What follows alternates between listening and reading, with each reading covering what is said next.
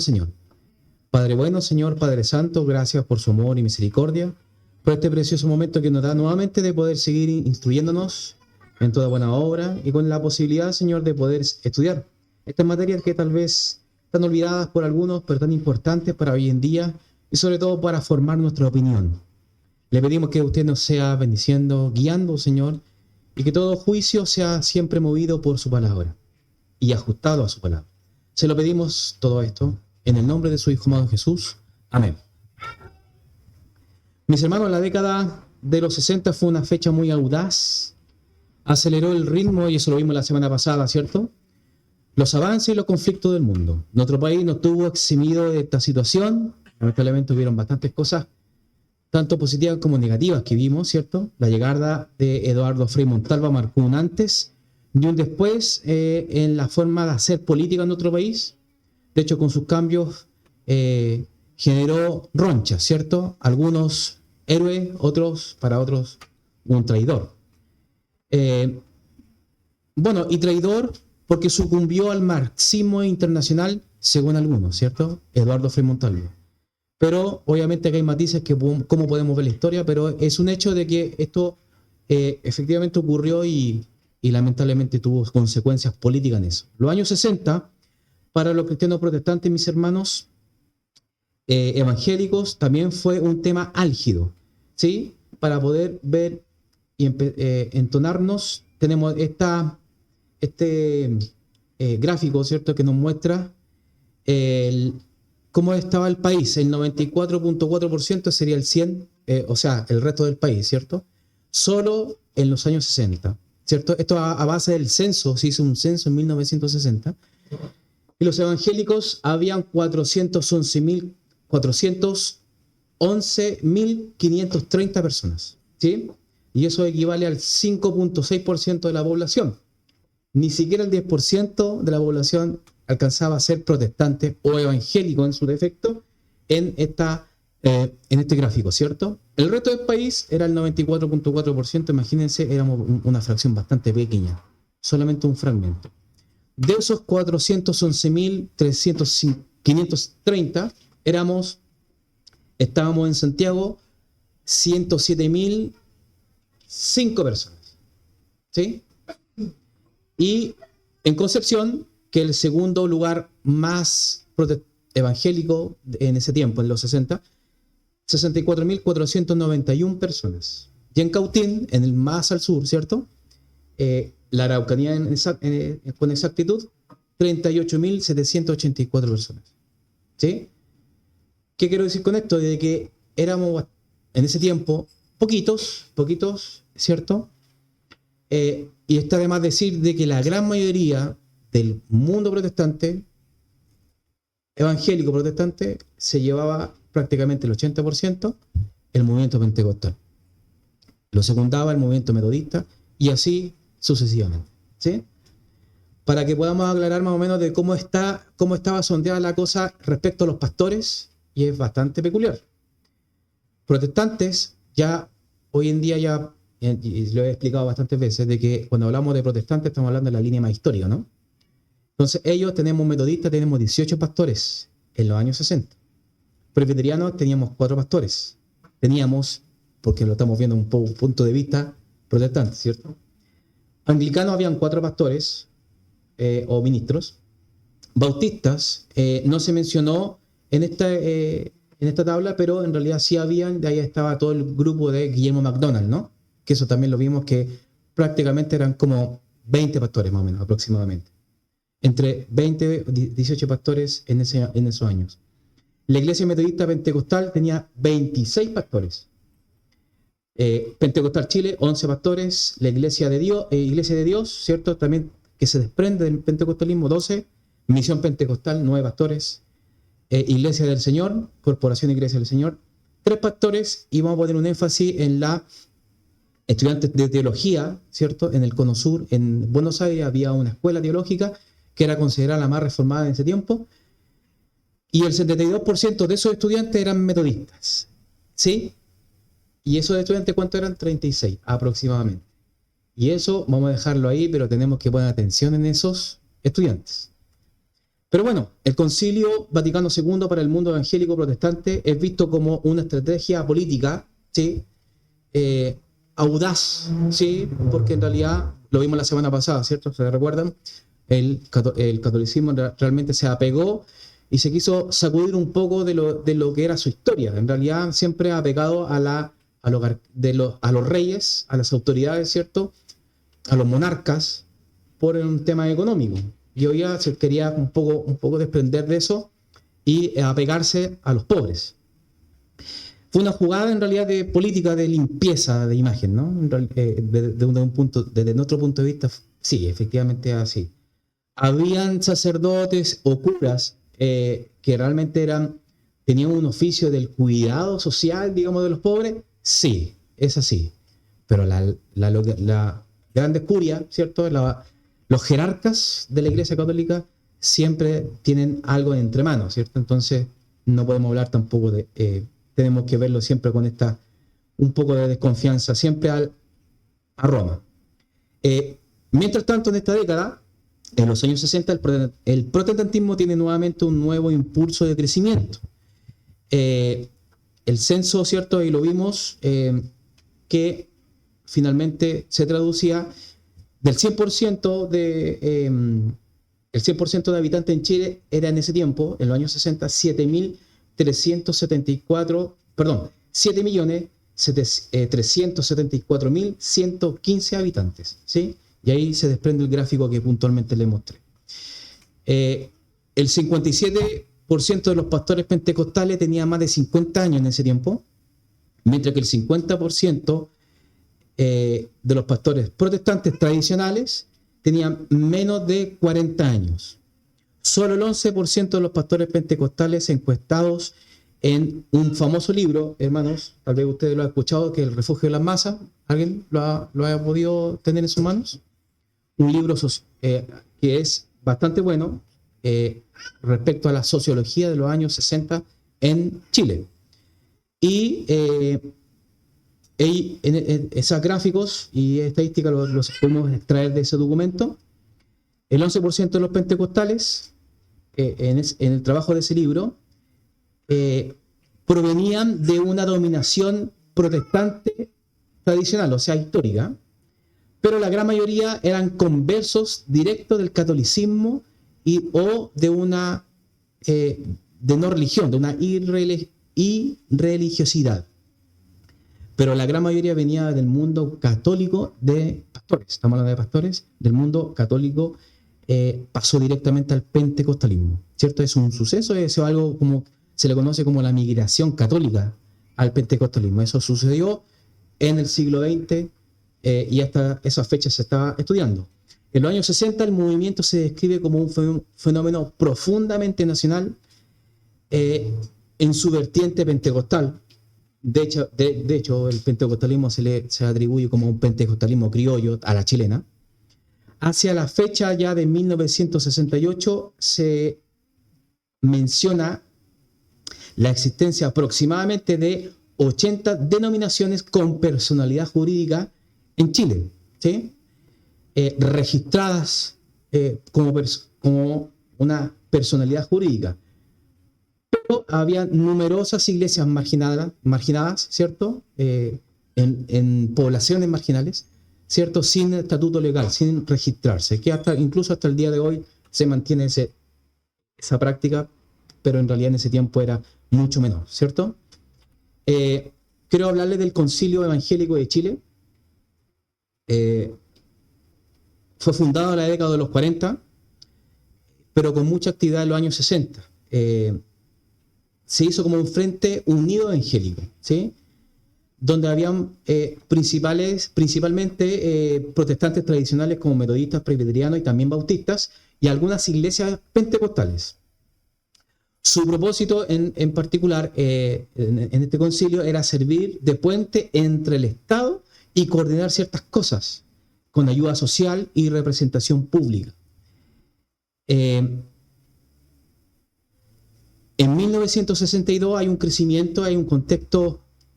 En ese periodo de tiempo, el concilio buscaba consolidar la imagen de un protestantismo chileno, organizado frente a una sociedad que aún lo veía como algo extranjero. En este tiempo, a pesar que era los 60, ya pasó bastante agua por el puente, pero aún así se veía con extrañeza el protestantismo como de exportación. Era algo gringo, en otras palabras, ¿cierto? Y se veía de esa manera. Habían tensiones, lamentablemente, en este concilio. Se retiró grandes iglesias pentecostales a causa de considerarlo un poco, un término más institucional y un poco más académico que el mover del espíritu como ellos siempre promovían, ¿cierto? En su movimiento. Hubieron quiebres, ¿cierto? A causa justamente de estos temas. Se intentó hacer, pero en realidad no se pudo como consolidar mucho este movimiento, este concilio. Pero sí en los años 60 fue bastante fuerte su presencia. El concilio intentó romper el apoliticismo. Yo creo que eso es algo muy práctico y de hecho lo hemos visto, hermanos, yo creo que hasta nuestro siglo, hasta este tiempo, y de hecho no mucho antes que la Convención Constitucional que nosotros vivimos. De hecho, antes de la Convención Constitucional, la política todavía para el mundo evangélico en general no era tema, ¿sí? Hasta que se tocó el libre culto. Porque hubo temor, y eso es algo que tal vez gracias a Dios lo he podido investigar, que dentro de gran parte de organizaciones era impensado, hermano, era impensado tener un partido político cristiano. Y hoy en día es posible.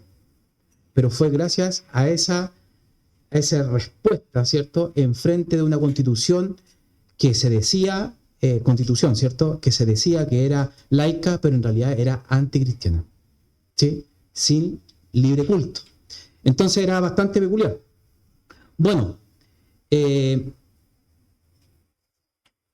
había también un grupo, el concilio evangélico,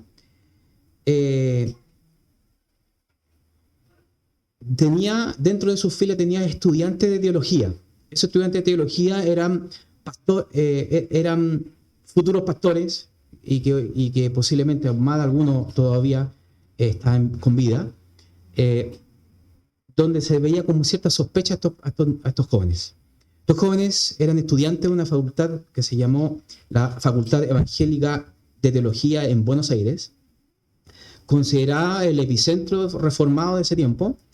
Poseían una formación secundaria completa, cursaban estudios universitarios de teología, bachiller y licenciatura, lo que se le consideraba de alta intelectualidad, pero abiertos en el pensamiento y sobre todo considerados liberales, ¿sí?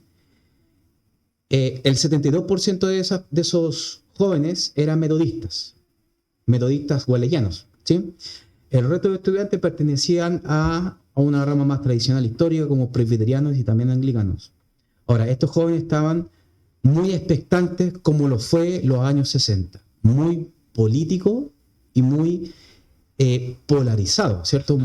La sociedad chilena en los años 60 era muy política, hasta los niños discutían esos temas en las calles, en los colegios, ¿cierto? La política estaba prácticamente como una religión, ¿sí? Y estos hombres estaban muy pendientes de esto. Ellos argumentaban no inclinarse hacia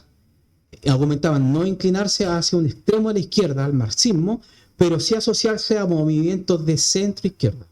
Eran más, no se consideraban ellos como marxistas, pero sí, digamos, iban a un centro, pero siempre del lado de la izquierda. Obviamente que ellos, las alianzas lo tenían que hacer sí o sí con marxistas. Era algo obvio, ¿cierto?, que se vio en los 60 y posteriormente en los 70. La mayoría de estos estudiantes consideraba que el cristiano debía participar en temas revolucionarios de izquierda, pero no marxistas, ¿se da cuenta? Pero el hecho de decir ya revolución, estábamos ya dando un distintivo dentro de lo que hoy en día conocemos como la revolución de la izquierda, ¿cierto? Finalmente el marxismo, pero un poquito más de corbata, ¿cierto? El argumento que yo mantenía era que América exigía una transformación profunda para lograr lo que hoy en día, hasta el día de hoy, hermano, podemos escuchar el concepto de justicia social, ¿sí?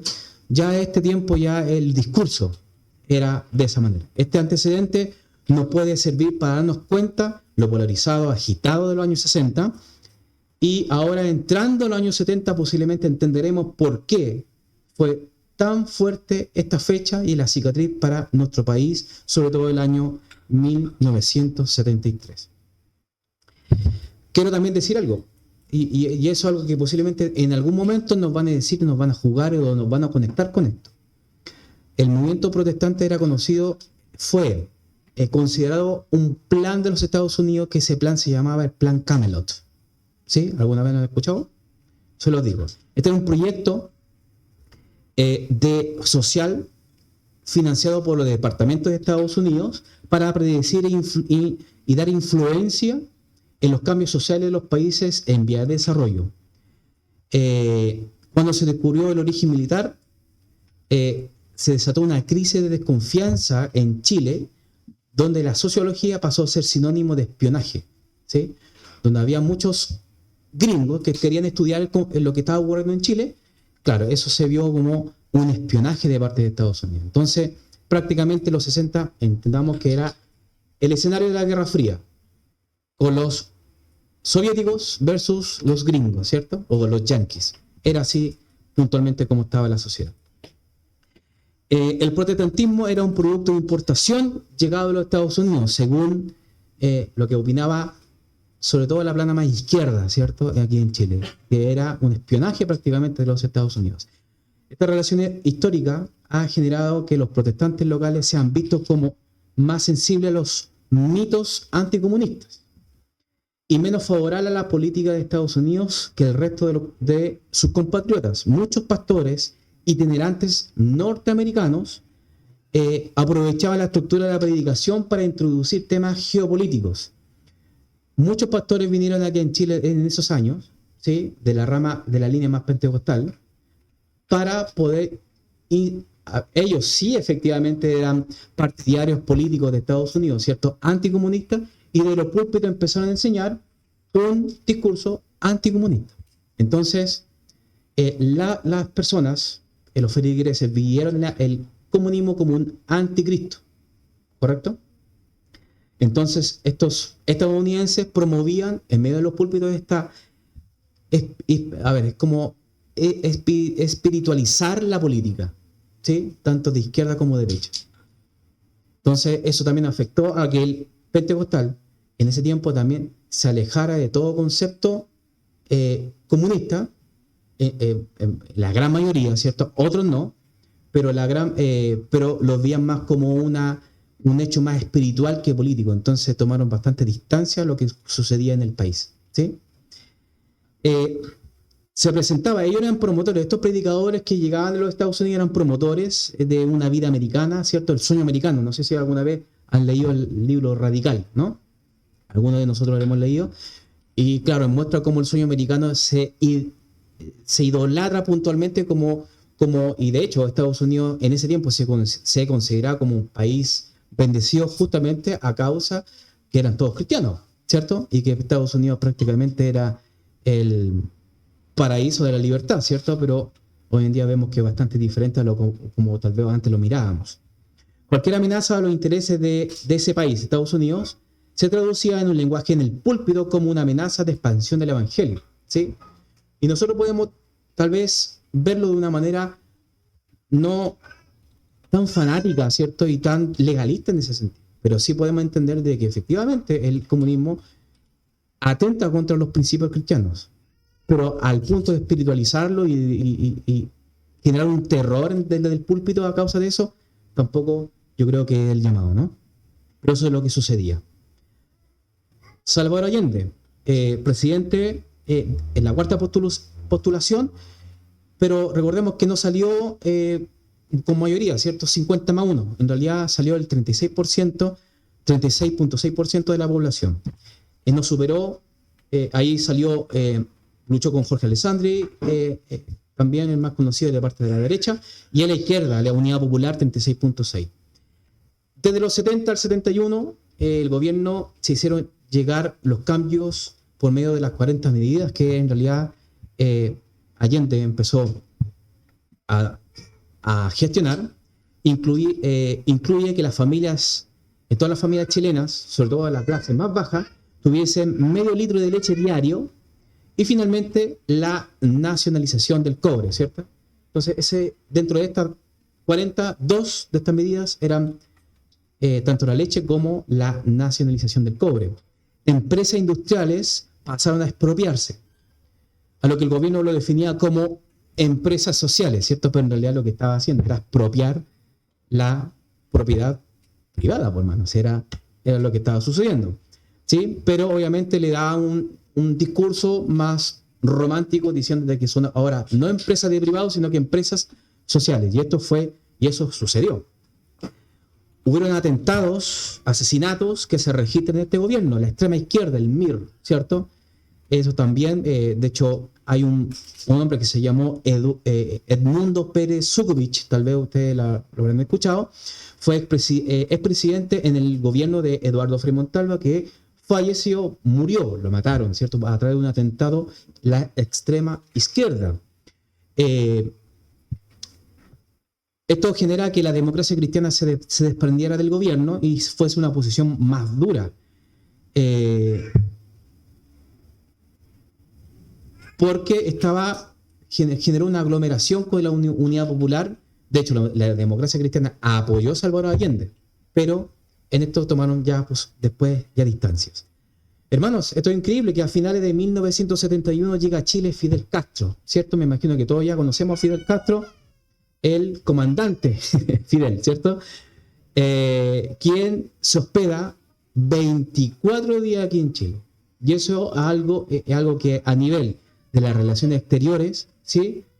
No debe ser, porque es como un llamado que prácticamente él está gobernando junto con el presidente de turno. Entonces eso es bastante mal visto. Bajo el punto de vista de la diplomacia, rompe ese esquema de lo tradicional, al punto de sospecharte de que él está influyendo en el gobierno, en el país a causa de esta prolongada estadía. Recorrió, mi hermano, todo el país haciendo discursos a sindicatos, minas, organizaciones sociales. Esto acentuó más la división del país al punto de fragmentar la familia. Los chilenos estaban incluso peleando entre los familiares, estaban peleando respecto a la política, entre momios y opulentos de la Unidad Popular, opulentos de la UP, ¿cierto? Momios y opulentos.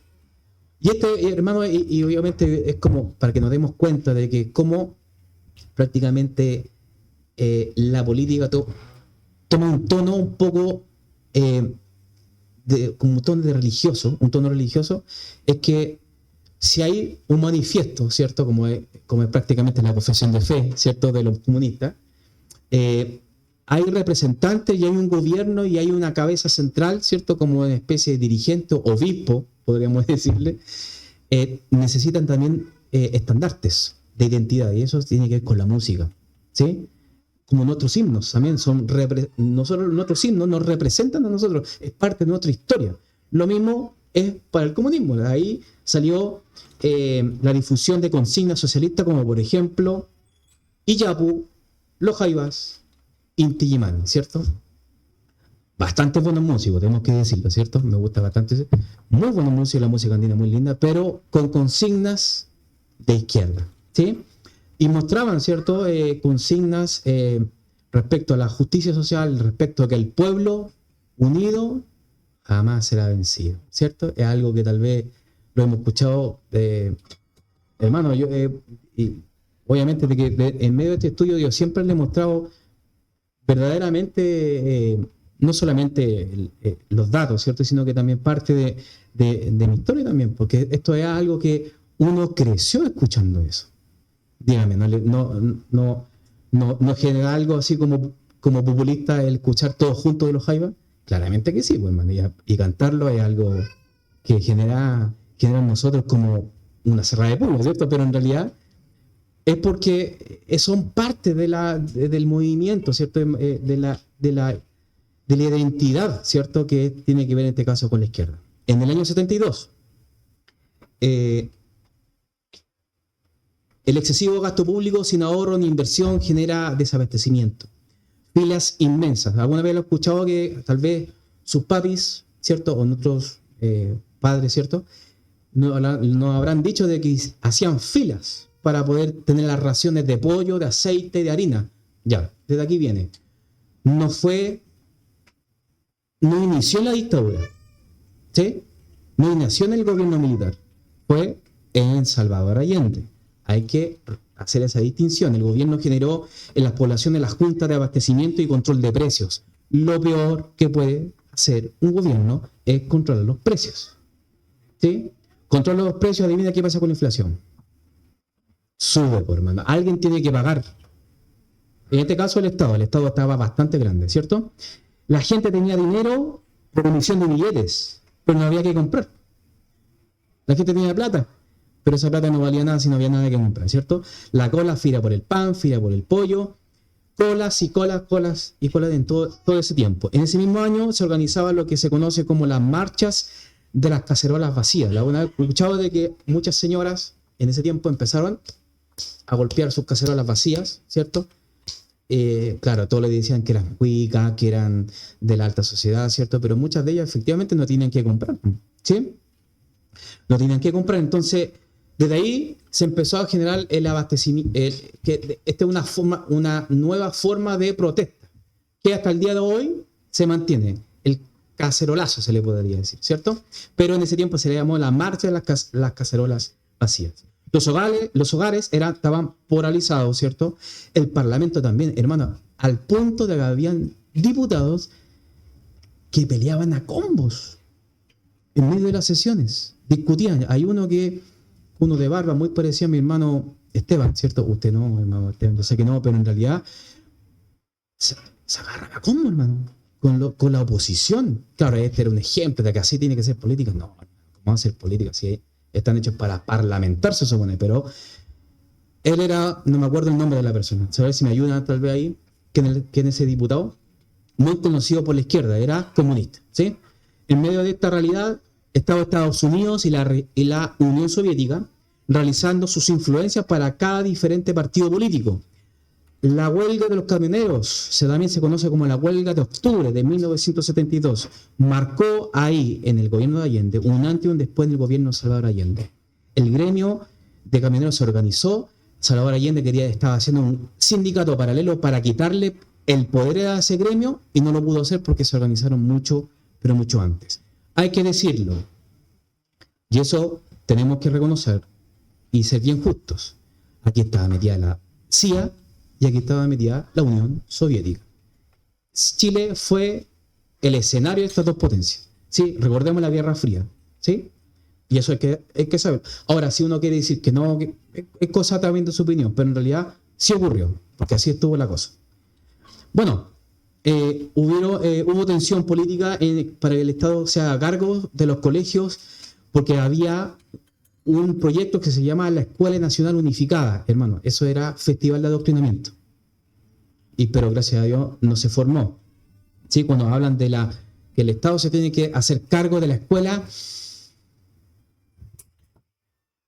y eso también tiene que ver con las consignas también del gobierno o del Estado, y eso es bastante peligroso. Bueno, la oposición lo declara como un intento de adoctrinamiento de un sistema totalitario al interior de los colegios.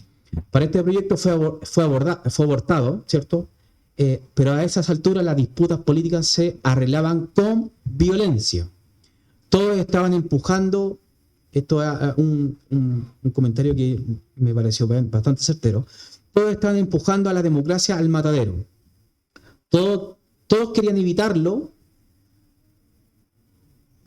todos querían evitar lo que se imaginaban, pero todos hacían lo contrario. O sea que a pesar de que decían no, que tenemos que parar, no se paraba, no había límite lo que estaba ocurriendo. Todo estaba haciendo algo inconstitucional. En vez de apaciguar los ánimos, la línea más extrema de la UP llamaba a cuidar la democracia por la fuerza. Y eso, hay videos, hay consignas, hay libros, ¿cierto? Donde ellos, la UP, decían que había que defender la democracia. Eso no es democracia, hermano. ¿Cierto? Bueno, los cordones industriales fueron organizados y de autoorganización obrera territorial en Chile entre 1972 y 73, que agruparon fábricas por zonas geográficas. En un segundo. Ya. Para coordinar la producción y enfrentar el paro patronal durante el gobierno de la Unidad Popular. Los más conocidos fueron los cordones de Cerrillos, Maipú, ¿sí? Y Vicuña Maquena, que tal vez eran los más conocidos en ese tiempo. Aunque apoyaban al presidente Salvador Allende, muchos cordones fueron críticos con el gobierno por considerarlo lento. Buscaban acelerar el proceso hacia un socialismo. Eso es lo que se buscaba, ¿sí? El poder obrero. Industria durante meses sin producción, lo que generaba la quiebra o la expropiación. Y eso es algo, hermano, de que la propia gente reconoce. Yo tengo bastante gente de izquierda, ¿cierto? Que yo le consultaba esto. ¿Qué pasaba con la producción? Cuando hacían estas marchas hacia la Alameda, ¿cierto? En pos de la libertad, en pos del compañero Allende. Ellos decían, ¿cierto?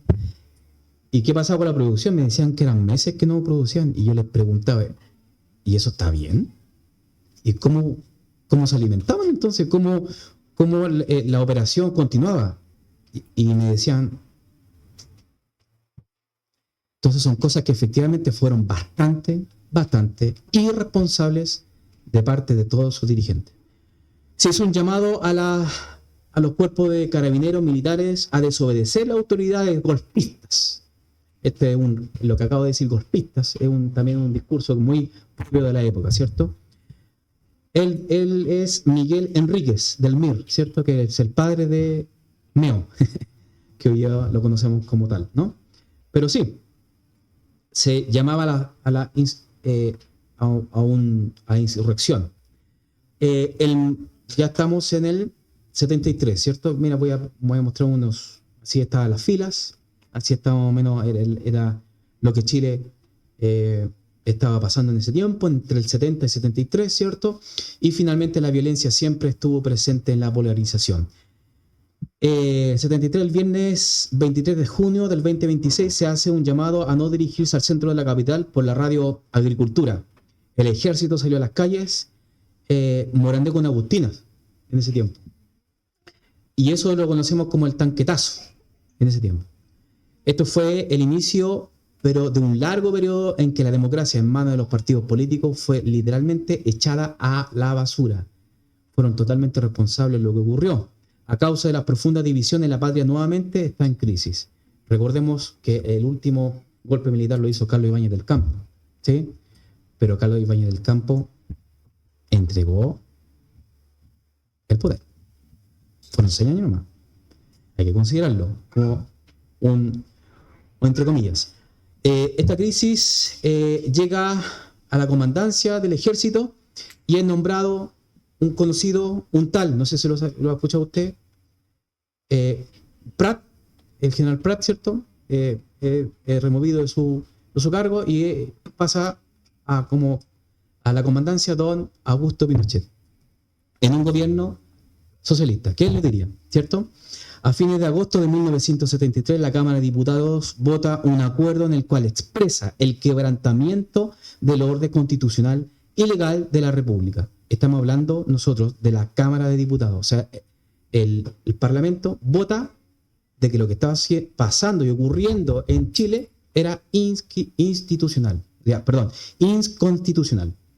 Corte Suprema también se pronunció, declara el quiebre de la juridicidad del país. ¿Sí? Allende descarta cerrar el Congreso, hace un discurso afuera de la Moneda, ¿cierto? Donde estaban toda la gente apoyándolo. Y en medio del discurso indica que enviará un proyecto de ley para que el pueblo se pronuncie, dijo textualmente lo dijo, que para que el pueblo se pronuncie con un proceso, un plebiscito, un plebiscito para saber si continúa o no continúa. El diálogo entre la oposición y el oficialismo lo gestionó Raúl Silva Enríquez, pero sin mayor resultado. Habían aires de golpe de Estado. El Partido Comunista llama a la sublevación de la Marina y pancartas que decían no a la guerra civil. Pero es como prácticamente ya era bastante tarde. Además de distribuir armas a los compatriotas. Habían armas en las calles. en la UP. ¿Sí? Armas, hermano. No estoy hablando del lado del ejército, habían armas. Y adivinen, ¿qué pasó? Lo inevitable en realidad. Y lo triste, Augusto Pinochet. Llegó. No encontró una mejor. Pero siempre tiene esa misma cara, de hecho, el caballero, ¿cierto? Bueno, se toma control de los cordones industriales y se eliminan los focos de resistencia. Inmediatamente, en un día. Fue así. Muchos muertos, hermanos. Muchos muertos, incluyendo niños en el centro de Santiago. Mucha gente que tal vez pensaba de que no iba a ocurrir nada. Hermanos, quiero hacer un paréntesis. ¿Por qué digo niños? Cuando hablo de niños adolescentes. Porque el OPE utilizaba a niños para el adoctrinamiento, ¿cierto? Pancartas de la JJCC, cuando escuchaba alguna hablar de eso, las juventudes comunistas, eran prácticamente niños de 12 años, afuera, hablando y haciendo consignas a favor del partido y a favor de Allende. Los mismos que llamaban a resistir y armar el país, finalmente no salieron a defenderlo, sino que quedaron... Yo creo que sabían lo que iba a ocurrir, pero nunca pensaron con la mano dura que iba a venir. Nunca pensaron, yo creo. En las entrevistas muchas veces se habla de eso, de que ellos nunca pensaron que iba a ocurrir esta situación en Chile. La plana ejecutiva de los dirigentes buscaban asilo político en la embajada, se arrancaban de la embajada, mi hermano, pasaban de la reja para el otro lado, ¿para qué? Para poder solicitar asilo político. Otros fueron exiliados por las autoridades militares de ese momento. El estado de sitio de todo el país, ley marcial y, hermano, estado de guerra. Eso fue lo que ocurrió el 11 de septiembre de 1973. Quise poner esa fotografía porque no hay nada más triste, hermano, que ver la moneda bombardearse, ¿sí? Porque es muy triste, pero fue una realidad. Y fueron bastante los responsables que hicieron, que fueron los que llegaron a eso, ¿no? Estado de sitio en todo el país, estado de guerra, eso es muy importante, estado de guerra aquí en Chile. Se cierra el Congreso, se suspenden los derechos civiles y se interviene en las comunicaciones en todas las radios, ¿sí? La inflación al asumir el gobierno militar era de 500%, mis hermanos. 500%, eso es tremendo. El país contaba con un saldo a favor en las arcas, la finanza, ¿cierto? 3 millones de dólares. Nada para un país. 3 millones de dólares. Se generan centros de detención entre ellos el Estadio Nacional. Sí, eso ocurrió, y mucha gente también desapareció. Fue un momento crítico en el país donde prácticamente un estado álgido. Y habían todavía resistencia. Disparo, mi hermano. Yo creo que eso hay que corregir bastante esto, porque muchas veces estos dirigentes de izquierda, que lamentablemente muchos murieron, pero muchos llamaron a armarse. Y muchos de ellos murieron atacando al ejército. Atacando al ejército, o sea, con balazos limpios lo hacían. Entonces, hay mucha responsabilidad también. ¿Y por qué quise mostrarles todo esto? Porque esto también lleva a sacar ciertas conclusiones justas, históricas, del por qué llegamos a este estado. Y el 73 fue producto de lo que pasó en los años 40, en los años 50, en los años 60, y estalló finalmente en el 73 por manos de Augusto Pinochet. Bueno, se conocen como los detenidos desaparecidos, ya empiezan a salir a flote. ¿Cuál fue la posición de la Iglesia Evangélica Protestante frente al golpe militar y el gobierno, gobierno militar, ¿cierto? Nótese de que golpe, gobierno, dictadura, usted pone el nombre, ¿sí?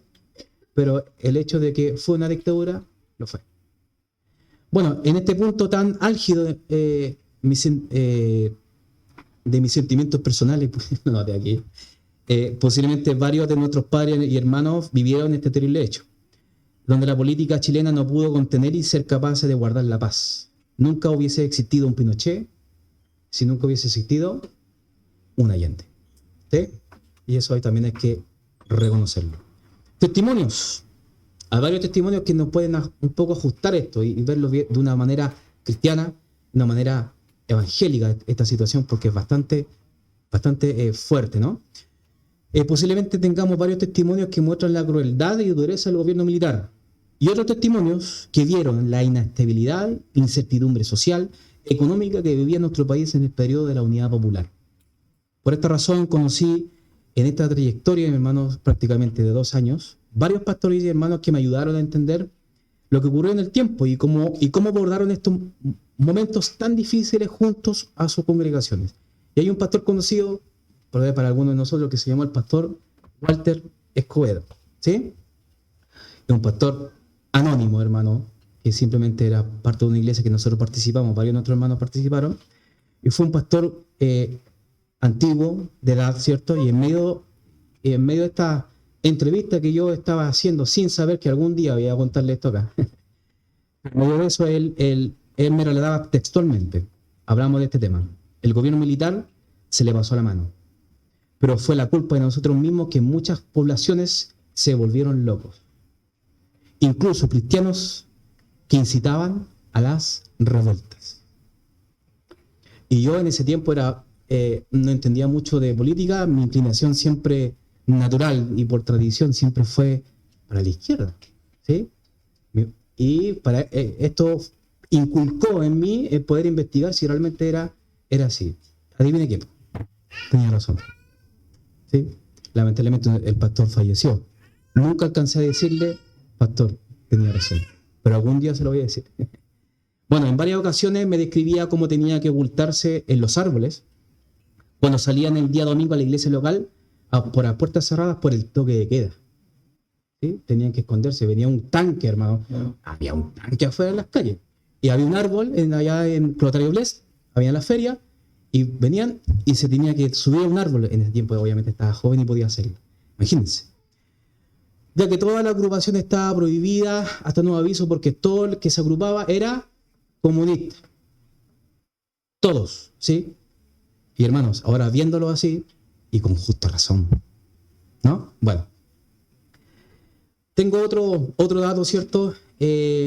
Gracias a la investigación realizada por unos pastores conocidos míos, Marcone de Becerra, teólogo, pastor y presbiteriano, me ayudó con varios contactos.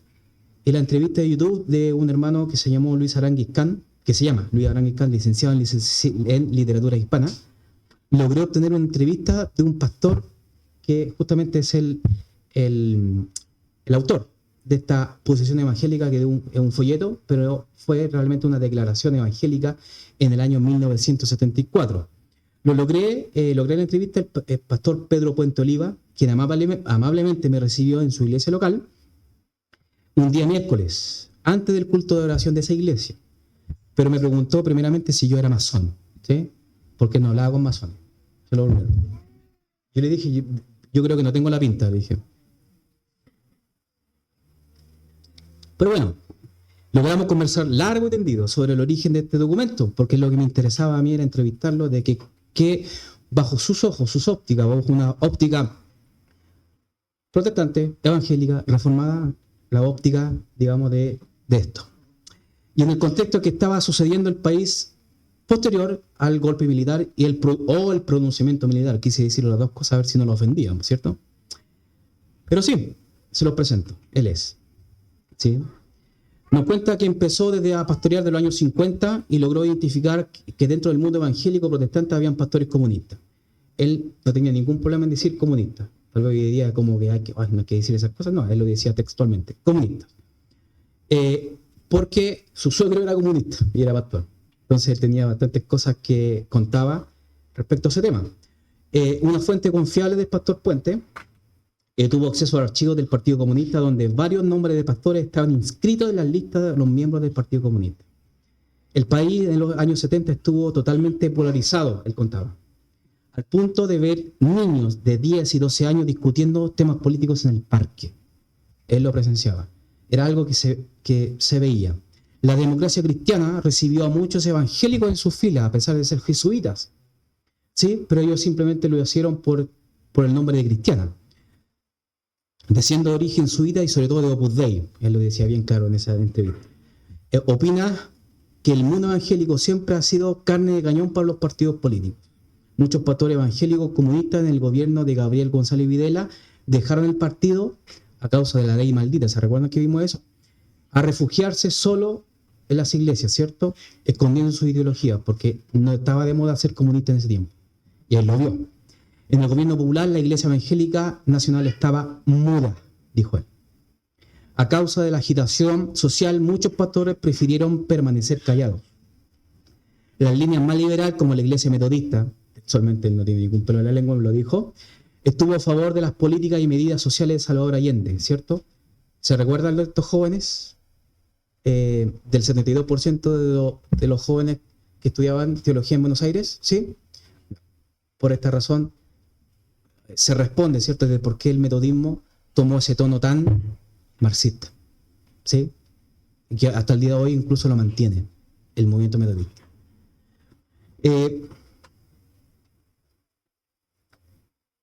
Los asesores de Augusto Pinochet solicitaron a la Iglesia Evangélica cuál iba a ser la posición frente al gobierno militar.